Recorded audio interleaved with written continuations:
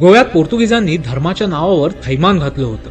1546 मध्ये मिकेल वाज नावाच्या पोर्तुगीजांच्या धर्मगुरूने पोर्तुगालच्या राजाला मूर्ती पूजेविरुद्ध कायदा बनवायला सांगितला होता आणि त्यामुळे गोव्यात नियम काढला गेला की गोव्यात कुठेही सार्वजनिक अथवा छुपं मंदिर असणार नाही, कोणालाही मूर्ती निर्माण करता येणार नाही, हिंदूंचे सण सार्वजनिकरित्या साजरे करता येणार नाही.